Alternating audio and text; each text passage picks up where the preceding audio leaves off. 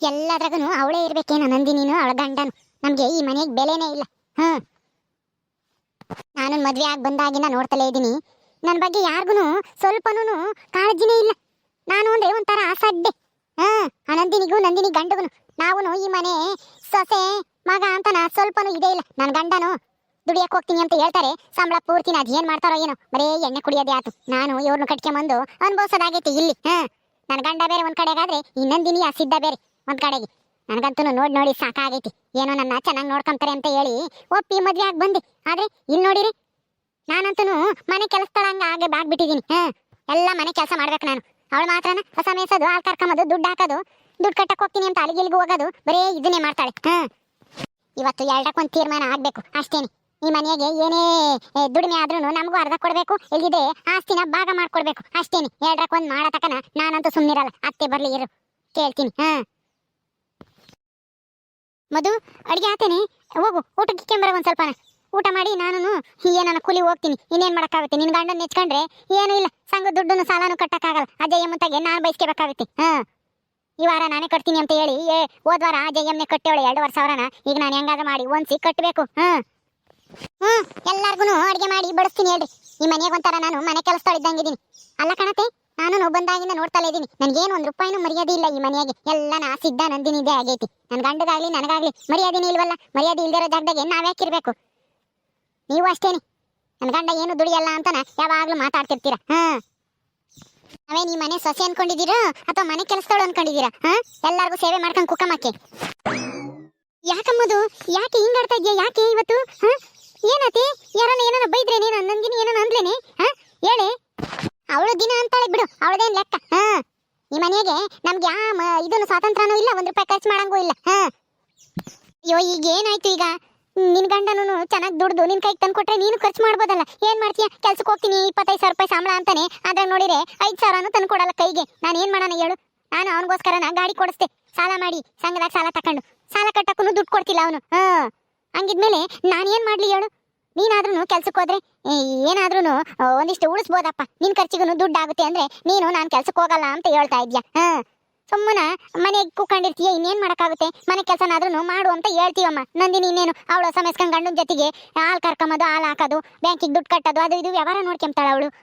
ಇನ್ನೇನು ನೀನು ಒಬ್ಳೆ ಫ್ರೀ ಆಗಿರೋದು, ಅದಕ್ಕೇನೆ ನಿನ್ನ ಮನೆ ಕೆಲಸ ಮಾಡಮ್ಮ ಅಂತ ಹೇಳ್ತೀವಪ್ಪ. ಅದಕ್ಕೆ ಯಾಕೆ ಹಿಂಗಾಡ್ತಾ ಇದ್ಯಾ? ಈಗ ಏನಾಯ್ತು? ಅದೆಲ್ಲ ಬೇಡ ಕಣತೆ. ಒಟ್ನಲ್ಲಿ ಈ ಮನೆಗೆ ಇಬ್ರು ಗಂಡು ಮಕ್ಕಳು ಅಂದ್ಮೇಲೆ ಇಬ್ರಿಗೂ ಸಮಾನ ಹಕ್ಕೈತೆ ತಾನೆ? ಐತೆ ಕಣಿ, ಐತೆ. ಏನಿವಾಗ? ಅದಕ್ಕೆ ನಮ್ಗೆ ಮರ್ಯಾದೆ ಇಲ್ದಿರೋ ಮನೆಗೆ ನಾವಿರಲ್ಲ. ಭಾಗ ಆಗಲೇಬೇಕು, ಆಸ್ತಿನ ಭಾಗ ಮಾಡಕ್ ಹೇಳ್ರಿ ಅಷ್ಟೇನೆ. ನಮ್ಗೇನು ಬೇಡ.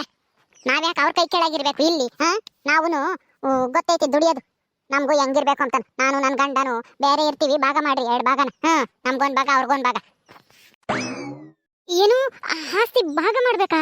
ಏನೇ ಹೇಳ್ತಾ ಇದೀಯ ಮಧು? ನಿನ್ಗೇನ್ ತಲೆಗಿಲೆ ಕೆಟ್ಟೈತೋ ಹೆಂಗೆ?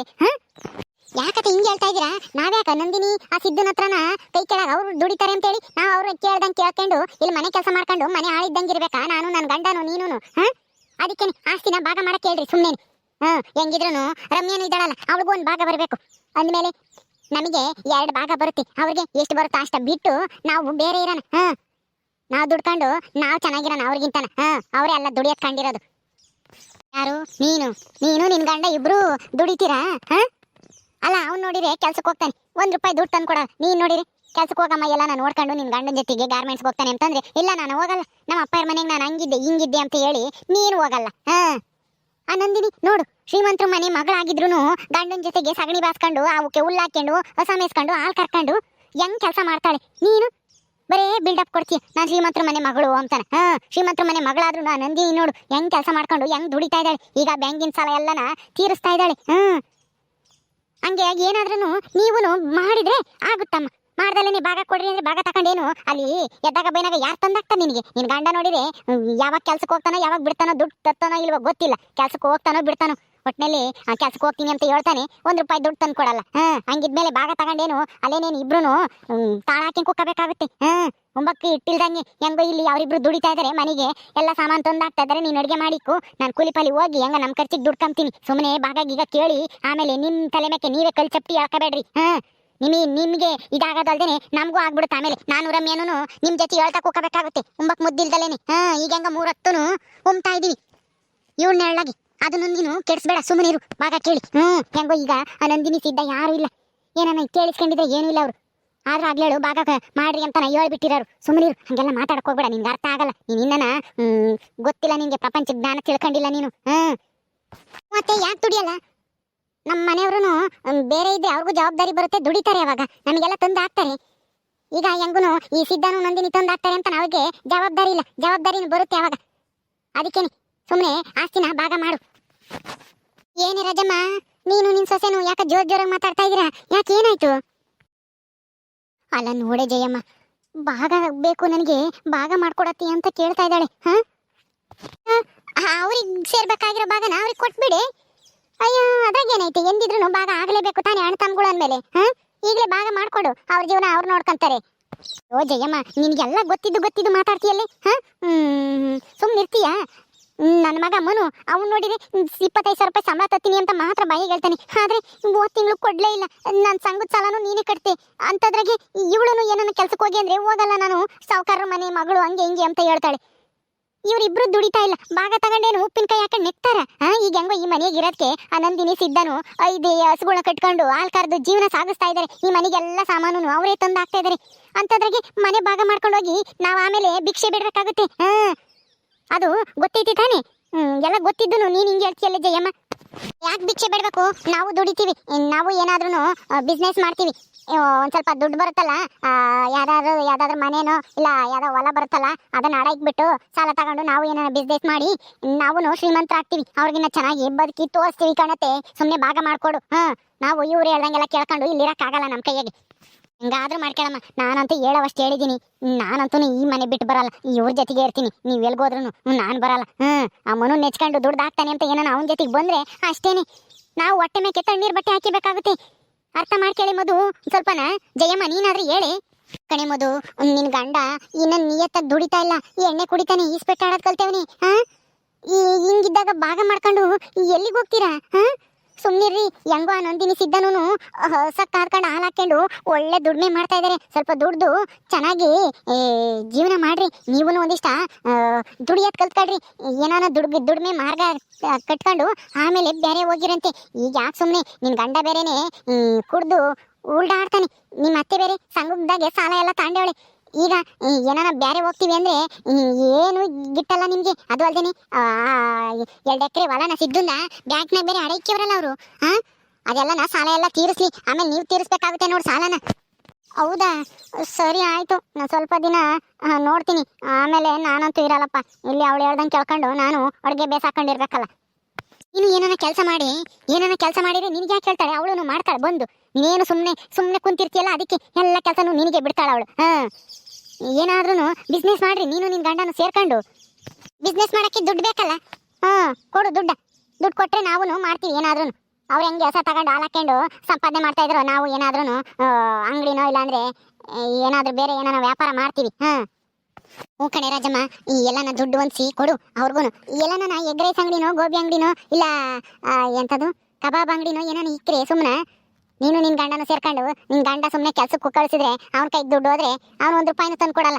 ಅದಕ್ಕಿನ್ನ ಹಂಗೆ ಏನಾನ ಎಗ್ ರೈಸ್ ಅಂಗಡಿ ಏನಾನ ಮಾಡೋದು ಒಳ್ಳೇದು. ಎಗ್ ರೈಸ್ ಅಂಗಡಿನ ಅಯ್ಯೋ ಅಲ್ಲೆಲ್ಲ ಮುಸ್ರೆ ಗಿಸ್ರೆ ತೊಳೆಯೋದು ನನ್ನ ಕೈಯೆಲ್ಲ ಆಗಲ್ಲ. ನಾನು ಅಂಥವೆಲ್ಲ ಮಾಡಲ್ಲ ಅಂದ್ರೆ ನೋಡು ಆ ನಂದಿನಿ ನೋಡಿ ಕಲ್ತ್ಕೊಳ್ಳಿ. ನಿಮ್ಮ ಅಪ್ಪಯ್ಯರ್ಗಿಂತನ 2 ಶ್ರೀಮಂತರ ಅವ್ರ ಅಪ್ಪಯ್ಯರು. ಹಂಗಿದ್ರು ಇಲ್ಲಿ ಬಂದು ಸಗಣಿ ಬಾಸೋದು, ಹುಲ್ಲು ಹಾಕೋದು, ಹಿಂಗೆಲ್ಲ ಗಂಜು ಒಯ್ದಿರೋದೆಲ್ಲ ನೀರಾಕಿ ತೊಳೆಯೋದು ಅವೆಲ್ಲ ಮಾಡಲ್ವೇ ನಂದಿನಿ? ಮಾಡೋದಕ್ಕೆ ಮತ್ತೆ ಇವತ್ತು ಅವರು ಖುಷಿ ಆಗಿದ್ದಾರೆ. ಬೇಕಾದ ತಕೊಂತಾರೆ, ಎಲ್ಲ ಮನೆಗೆ ಸಾಮಾನು ತತ್ತಾರೆ, ಬ್ಯಾಂಕಿನ ಸಾಲನು ತೀರಿಸ್ತಾ ಇದ್ದಾರೆ, ಆರಾಮಾಗಿ ಇದ್ದಾರೆ. ಕಷ್ಟಪಟ್ರೆ ನಿಮ್ಮತ್ತಿಗ ಸುಖ. ಸುಮ್ಮನೆ ಕುತ್ಕೊಂಡಿದ್ದಾಗೆ ಎಲ್ಲೂ ಬರಲ್ಲ, ಯಾರು ಕೊಡೋದು ಇಲ್ಲ. ಹೆಂಗೋ ಇರು, ನಿಮ್ಮ ಮಗ ಬರ್ಲಿ, ಬಂದಾಗ ಮಾತಾಡೋಣ. ಸರಿ ನಡಿ ಹೋಗು, 9ಕ್ಕೆ ಬರೋಗೀಗ. ನಾನು ಹೊಟ್ಟೆ ಉಣ್ಬೇಕು. ಆಯ್ತು, ಇಕ್ಕ ಬರ್ತೀವಿರು. ಎಲ್ಲೇ ನಂದಿನಿ ಸಿದ್ಧ ಯಾರು ಇಲ್ಲ? ನಿಮ್ಮ ಅತ್ತೆನೂ ಇಲ್ಲ? ಅಯ್ಯೋ ನಮ್ಮ ಅತ್ತೆಯಲ್ಲಿ ಗೋದ್ಲು ಗೊತ್ತಿಲ್ಲ. ನಂದಿನಿ ಸಿದ್ಧನೂ ಹಸುಗಳನ್ನ ತೋಟ ಕೊಡ್ಕೊಂಡು ಹೋಗ್ಯಾರ ಮೇಸಕ್ಕೆ ಅಂತ ಇಬ್ರು. ಅಲ್ಲೇ ಉಂಡು ಹೋಗ್ಯವ್ರ ಅವ್ರಿಬ್ರು. ಅದಕ್ಕೆ ಇವಳಿಗೆ ಹೊಟ್ಟೆ ಊರಿ ನಾನೇ ಎಲ್ಲ ಮನೆ ಕೆಲಸನ ಮಾಡಬೇಕು, ಅವರು ಹೋಗ್ತಾರೆ ಅಂತಾನೆ. ಹೋಗ್ತಾರೆ ಅಂದ್ರೆ ದುಡಿತಾರೆ, ಅದಕ್ಕೆ ಹೋಗ್ತಾರೆ. ಇವಳು ಮನೆ ಕುಕ್ಕೊಂಡಿರ್ತಾಳೆ, ಅದಕ್ಕೆ ಮಾಡು ಅಂತ ಹೇಳ್ತಾಳೆ. ಇವಳು ಏನಾನ ಬಿಸ್ನೆಸ್ ಮಾಡಿರಿ ಅವಾಗ ಅವಳು ಹೇಳಲ್ಲ, ಅವಳು ಮಾಡ್ತಾಳೆ. ಯಾಕ ನಾನು ಈಗ ಭಾಗ ತಗೊಂಡೋಗಿ ಏನು ಮಾಡೋಣ ಹೇಳಮ್ಮ? ಗಂಡ ಹೆಂಡತಿ ಇಬ್ರು ದುಡಿದಲ್ಲೇನೆ ಸುಮ್ಮನೆ ಹೋಗಲ್ಲೇನೇನು ತಪ್ಪಲೆ ಬಡ್ಕೊಂಡು ಹೋಗಮಕ್ಕಾಗುತ್ತೆ. ಹೆಂಗ್ ಗೊತ್ತಾಗಿ ಯಾರನ್ನ ಕೇಳಿಸ್ಕೊಂಡಿದ್ರೆ ಏನೂ ಇಲ್ಲ. ನಂದಿನಿ ನೀನು ನಮ್ಮ ಅತ್ತೆನೋ ಯಾರ ನನ್ನ ಪಾಗ ತಕೊಂಡು ಹೋಗ್ರಿ ಅಂತ ಹೇಳ್ಬಿಟ್ಟಿರಾರು. ಬುದ್ಧಿನೇ ಇಲ್ಲ ನೋಡು ನನ್ನ ಮಗುಗೂ. ಈಗ ಇದಕ್ಕೂ ನಾನೇನೋ ಇವಳು ಬುದ್ಧಿವಂತೆ ಆಗ್ತಾಳೆ ಅಂತ ತಿಳ್ಕೊಂಡಿದ್ದೆ. ಇವಳು ಅವನ ಹಂಗೇನೆ ಒಂದೀಟು ಯೋಚನೆ ಮಾಡಲ್ಲ, ಇನ್ಲೋದ್ ಮುಂದ್ಲೋದ ಸುಮ್ಮನೆ ಮೂಗಿನ ನೇರಕ್ಕೆ ಮಾತಾಡ್ತಾವೆ. ಸರಿ ಆಯ್ತು. ಆ ಹುಡುಗ ಕೇಳ್ತಿದ್ದ ರಮ್ಯನ್ ಮದ್ವೆ ಯಾವಾಗಿಕ್ಕೆ ಮದುವೆ ಎಲ್ಲಿ ಏನು ಅಂತಾನ. ನಾನು ಹೋಗಿ ಶಾಸ್ತ್ರಿಗಳನ್ನ ಕೇಳ್ಕೊಂಬರ್ಬೇಕು. ಒಂದ್ಸಲ ಹೋಗಿ ಕೇಳ್ಕೊಂಬತ್ತೀನಿ, ಆಮೇಲೆ ಮದ್ವೆ ಮಾಡೋಕ್ಕಾಗುತ್ತೆ. ಹೇಳು ಕಳ್ಸೋಣ ಆಮೇಲೆ. ಹೌದಾ ಸರಿ ಆಯ್ತು, ಬೇಗ ಕೇಳ್ಕೊಂಬಂಗ ಇವತ್ತೇ ಹೋಗಿ. ಇವಾಗ ಆಗಲ್ಲ, ಕೂಲಿ ಹೋಗ್ಬೇಕು ನಾನು. ಸಾಯಂಕಾಲಕ್ಕೆ ಇಲ್ಲಾಂದ್ರೆ ನಾಳೆಕಾದ್ರೂ ಹೋಗಿ ಕೇಳ್ಕೊಂಬತ್ತೀನಿ. ಕುಕ್ಕ ಊಟ ಮಾಡಿವಂತೆ. ಕಂತಿನಮ್ಮ ನಾನೇನು ಉಂಬಂಗಿಲ್ಲ, ಉಂಡು ಬಂದೆ. ಅದೇ ಹೇಳೋಗೋಣ ಅಂತ ಬಂದೆ ಅಷ್ಟೇನೆ. ಸರಿ ಹೇಳಿದ್ದು ಒಳ್ಳೇದಾಯ್ತು ಬಿಡು. ನಾಳೆ ಹೋಗಿ ಯಾವ್ದನು ಡೇಟ್ ಕೂರ್ತು ಹಾಕಿಸ್ಕೊಂಡು ಯಾವ್ದಿನ ಒಳ್ಳೇದೈತಿ ಅಂತ ಹೇಳಿ ಕೇಳ್ಕೊಂಡು ಬರ್ತೀನಿ. ಇಲ್ಲೇ ದೇವಸ್ಥಾನ ತಗೋ ಎಲ್ಲಾದ್ರೂ ತಾಳಿ ಕಟ್ಟಿಸ್ಕೊಂಡ್ ಬರೋಣ ಅಷ್ಟೇ. ಯಾರನ್ನು ಕರೆಯೋದು ಬೇಡ, ಏನು ಬೇಡ. ಹೆಂಗ್ ಹೊತ್ಲಾಗೆ ಗೌರ್ಮೆಂಟ್ ಕೆಲಸದಾಗ ಇದ್ದಾನೆ ಅವನಾದ್ರೂ ಹೊತ್ಲಾಗೆ ಚೆನ್ನಾಗಿ ದುಡ್ದು ತಂದಾಗ್ತಾನೆ ನಮಗೆ. ಸರಿ ಅಮ್ಮ, ಆದಷ್ಟು ಬೇಗ ಡೇಟ್ ಕುರ್ತು ಹಾಕಿಸ್ಕೊಂಬ, ಮದುವೆ ಮಾಡೋಣ. ಓಕೆ ಸ್ನೇಹಿತರೆ, ಈ ವಿಡಿಯೋನ ಇಲ್ಲಿ ಮುಗಿಸ್ತಾ ಇದೀವಿ. ಈ ಕಥೆಯನ್ನು ಮುಂದುವರಿಯುತ್ತೆ. ನಿಮ್ಮೆಲ್ಲರಿಗೂ ಈ ವಿಡಿಯೋ ಇಷ್ಟ ಆದರೆ ಲೈಕ್ ಮಾಡಿ, ಶೇರ್ ಮಾಡಿರಿ. ಹಾಗೆ ಇನ್ನೂ ಯಾರು ನಮ್ಮ ಚಾನಲ್ ಸಬ್ಸ್ಕ್ರೈಬ್ ಮಾಡ್ಕೊಂಡಿಲ್ಲ ದಯವಿಟ್ಟು ಸಬ್ಸ್ಕ್ರೈಬ್ ಮಾಡ್ಕೊಳ್ರಿ. ಮುಂದಿನ ವಿಡಿಯೋದಲ್ಲಿ ಸಿಗ್ತೀವಿ. ನಮಸ್ಕಾರ.